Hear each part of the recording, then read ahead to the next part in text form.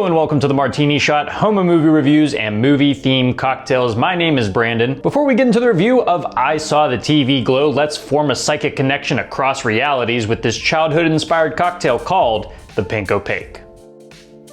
This will be a shaken cocktail, so go ahead and grab a shaker. Let's get started with a splash of lemon juice at 1/4 ounce, followed by 1 ounce of pink lemonade. And then for our alcoholic ingredients, first we're gonna be starting with some watermelon schnapps at 1/2 ounce, followed by 1.5 ounces of Kettle One's peach and orange blossom vodka. All right, let's get some ice in that shaker and shake to chill. Once you're done, go ahead and strain that into a chilled champagne flute, and then finally top it up with a little bit of sparkling water. Give it a little stir to combine, and there you go, now you have the Pink Opaque.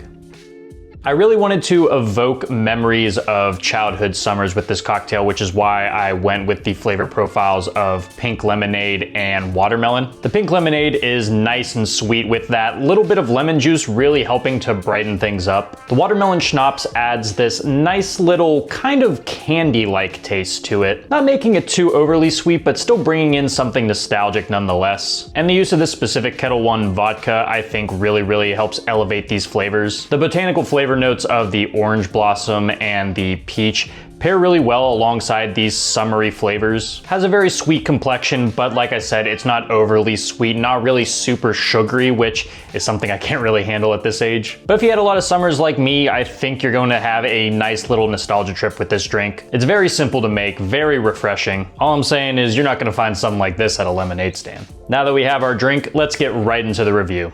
It's time for one of my favorite categories of reviews. White straight cis male reviews movies not designed towards him. I kid, but it's kinda true. This was designed to speak to those with particular life experiences and identity dilemmas that I don't possess. I don't think. This better not awaken anything in me.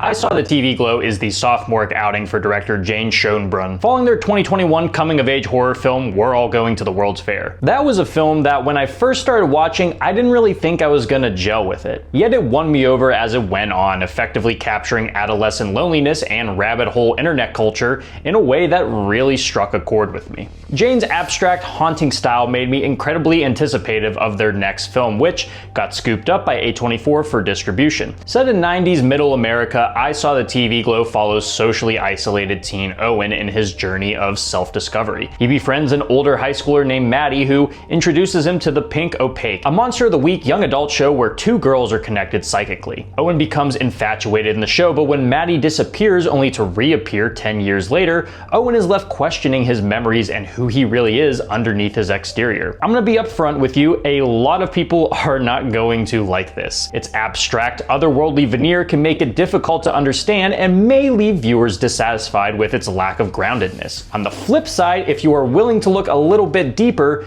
you'll find a chillingly moving construct of transgenderism, identity crisis, and the crushing weight of conformity. Not to mention a visually gorgeous mixture of suburban living and glow-in-the-dark neons that make this one of the most aesthetically rich horror films I've seen in a very long time. So where do I, the aforementioned white straight cis male, fall? Well, somewhere in the middle, more so leaning towards the latter camp. It's as provocative as it is confounding, but after sitting with it for a few days, I can certainly say this is an incredibly important piece of film right here, even if it didn't completely leave me head over heels with it. Firstly, I want to say that Justice Smith absolutely fucking kills this. His performance as the quiet, confused Owen is genuinely harrowing. This is not an easy role to play, yet what Smith does with both wonder, self-doubt, and total anguish is incredibly compelling. Unsure of who he is due to his inward nature and the pressures of gender normality, Owen finds himself pulled between 2 worlds, the real world and the world of the Pink Opaque. This is facilitated by Maddie, played by Bridget Lundy Payne,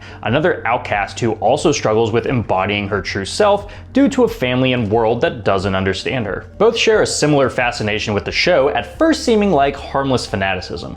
Yet Maddie is convinced that not only is the show real, but that she and Owen are the main characters Tara and Isabel. This leads Owen to question everything, as in a normal world, Maddie sounds absolutely crazy, yet his memory memories begin to tell a different story of repression, which leads him to fear and doubt Maddie's words. This is where I feel kind of conflicted in how to read this film.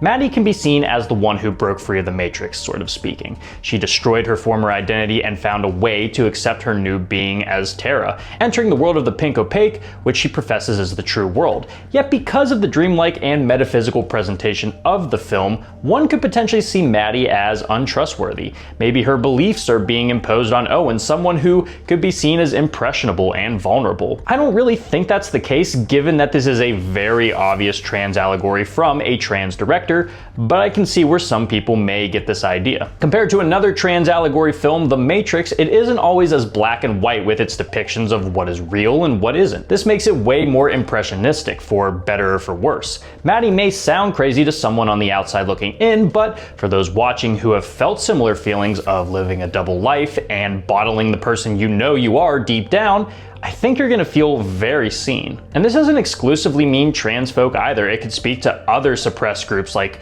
the LGBTQ community, or even someone who simply wants to be something else beyond the constructs imposed by their family, community, or society. There's a moment where Owen's dad, Frank, emotionally trivializes his interest in the Pink Opaque with a simple, "Isn't that show for girls?" I f***ing felt that, and I'm sure in some ways you might too. Also, the dad is played by Limp Bizkit frontman Fred Durst, which is just genius casting, knowing the kind of audience his music has amassed over the years. What cannot be disputed is the visual beauty of this film. The way colors are utilized so vibrantly is so alluring, mesmerizing, and at times haunting. From hot pinks to cool blues, this film radiates a bygone era of glow-in-the-dark chalk and TV static. This is one of the best replications of the 90s aesthetic I've seen, and nowhere is that more apparent than the Pink Opaque show. A call back to programs like Buffy the Vampire Slayer and Are You Afraid of the Dark, everything from the creature designs to the teen melodrama is expertly recreated. Even though the film pulls a lot of dread from small-town suburbia, there's still an undeniable nostalgia from its cineplexes and dial-controlled televisions. But one person's nostalgia is another person's nightmare, and there's plenty of nightmare fuel to be found here. While not presenting as a traditional upfront horror film, there are still plenty of scenes that are genuinely unnerving and even difficult to watch. Similar to World's Fair, the use of horror here is unique and goes beyond a simple intention to shock.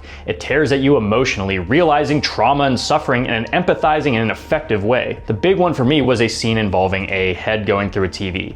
It made me want to vomit, but not in the visually grotesque way you might be thinking. Like I said before, this was not a film I absolutely adored like I wanted to. Sometimes the writing can feel a bit inhuman, and the concept may sometimes feel scatterbrained and may not completely come together in an overall satisfying way. Yet I don't think there is a film I've seen so far this year where immediately after the first viewing made me think, I need to see this again. I Saw the TV Glow is one of the most unique films of 2024, crafting a hyper-stylized, hyper-interesting journey of self-discovery with a fresh new voice driving it forward. It's easy to get lost in the dreamy, off-putting nightmare world presented, even if you don't fully connect with what you're seeing, similar to films like House or several Lynch or Cronenberg films. But to say it lacks complete coherence would be a fool's errand, as beneath the weirdness and the eccentricities is a deeply personal story told at a pretty pivotal time in history. Expectations absolutely should be tempered if you aren't used to art house or surrealism. But for those looking for an experience truly singular,